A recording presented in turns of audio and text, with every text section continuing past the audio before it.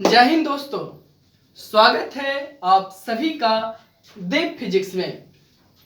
दोस्तों, आज हम लोग बात करेंगे फादर ऑफ साइंस यानी कि आइजैक न्यूटन सर के बारे में। दोस्तों, इनका जो जीवन था, जो लाइफ था, हम लोगों के लिए, स्टूडेंट के लिए बहुत ही प्रेरणादायक है। वो कहते हैं ना, संघर्ष जितना कठिन होगा जीत उतनी ही शानदार होगी। दोस्तों, 25 दिसंबर 1642 यूनाइटेड किंगडम में सर आइजैक न्यूटन का जन्म हुआ था।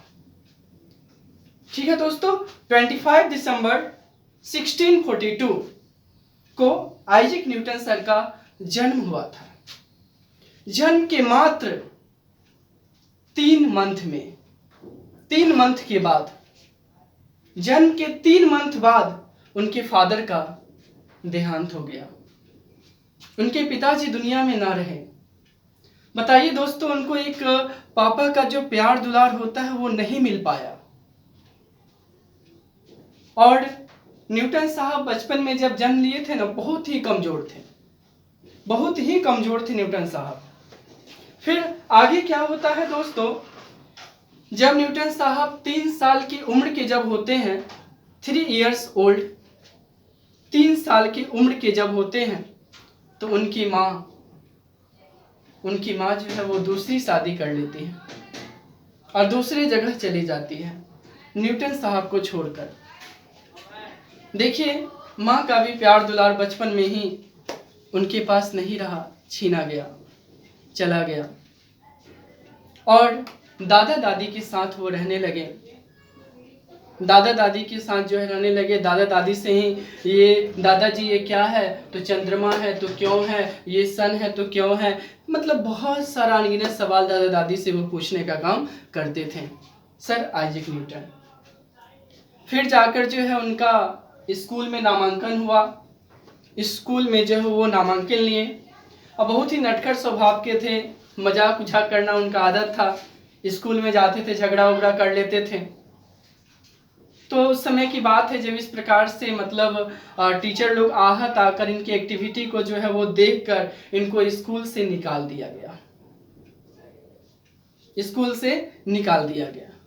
संजोग से इनकी माँ जो दूसरी शादी की थी, सौतेले पापा, उनका भी देहांत हो गया।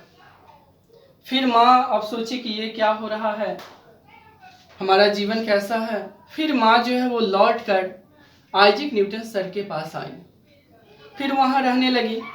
अब थोड़ा बहुत जो है माँ का प्यार दुलार मिला। दादा दादी भी बूढ़े हो चले थे, तो खाने पीने के लिए कुछ था नहीं। अब घर का खर्च कैसे चले, क्या काम हो नहीं काम हो, इन सारे का टेंशन बहुत हो गया था उनके घर में। तो फिर उनकी माँ बोली, बेटा पढ़ तो नहीं रहे हो, स्कूल से भी निकाल दिए गए हो, जाओ खेती करो, खेती बाड़ी करो, अनाज उपजेगा, उससे काम चलेगा। अब खेती करने के लिए न्यूटन साहब गए, कुदाल उदाल लेकर एकदम चलो चलते हैं। ठीक है, अब गए, खेती किए तो इतना ना मतलब परिश्रम लगा, मेहनत लगा, अजीब सा लगा। हाय, बोले कि बाप रे बाप, नहीं होगा हमसे, हमारे लिए तो वही पढ़ाई ही अच्छा था जिसको हम छोड़ कर चले आए। अब देखिए इनमें क्या चेंजेज हुआ कि अब वो स्कूल गए ना, बहुत अच्छे से पढ़ने लगे। और एक उस टाइप का विद्यार्थी जो कि मतलब मजाक कर झगड़ा करने वाला, अब टॉप करने लगा, टॉपर्स बन गए साहब। न्यूटन साहब जो टॉपर्स बन गए। और इनकी इस योग्यता को देखकर उनके पास के एक अंकल प्रभावित हुए और उनका नामांकन जो है ट्रिनिटी कॉलेज कैम्ब्रिज में जो है 1661 ईस्वी में करवा दिए। 1661 ईस्वी में जो है उनका नामांकन कैम्ब्रिज में हो गया। समझे दोस्तों? अब फिर क्या बात था, वो एकदम अच्छे से जो है पढ़ने लगे। लेकिन कुछ ही सालों के बाद 1665 ईस्वी में, 1665 में प्लेग बीमारी आ गई।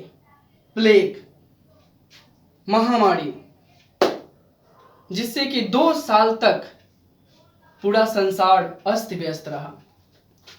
बट 1665 ईस्वी के आसपास उन्होंने मैथमेटिकल लॉ, कैलकुलस की खोज की। और साथ में दोस्तों क्या हुआ कि 1665 ईस्वी में जब वो आए ना, 1665 ईस्वी में जब आए, 2 साल की छुट्टी मिली थी, वो 2 साल के दौरान उन्होंने लॉ ऑफ ग्रेविटी, है ना, और लॉ ऑफ मोशन, इन दोनों बात को खोजा और इसमें बहुत बड़ी सफलता हासिल की, जो आज हम लोग पढ़ रहे हैं, है ना, और पूरी दुनिया की बात मतलब उसके अंतर्गत आ जाता है। बहुत बड़ी उपलब्धि थी न्यूटन साहब का, जिनसे पूरा देश और दुनिया में उनका जो है वो चर्चा फैल गया।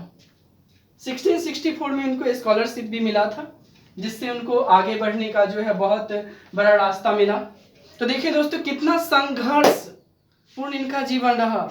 न माँ का प्यार, न पापा का प्यार, एक तो गरीबी, और साथ में पता है दोस्तों, जब मतलब पढ़ने के लिए पैसा नहीं था, तो अपने जो मतलब होते हैं ना, अपने आसपास में मतलब अपने जहाँ पढ़ते थे वहाँ के जो अमीर स्टूडेंट होते थे, उनके घर में जाकर काम करते थे, उससे पैसा आता था और उससे उनका घर परिवार में हेल्प होता था और साथ में पढ़ने का काम करते थे। इतना कष्ट झेलने के बाद इतनी बड़ी उपलब्धि उनको मिली, समझे दोस्तों। और साथ में अंततः जो है वो 20 मार्च 1727 20 मार्च 1727 लंदन में उनका देहांत हो गया। ये थी एक हमारे बहुत ही बड़े व्यक्तित्व के मालिक आइजैक न्यूटन सर का जीवनी का छोटा सा पार्ट, जो मैंने आपके सामने रखने का थोड़ी सी कोशिश की है। दोस्तों, कहे ना, संघर्ष जितना कठिन होगा, जीत उतनी ही शानदार होगी। ठीक है दोस्तों, इसी के साथ जय हिंद। फिर मिलते हैं आगे वाले वीडियो में।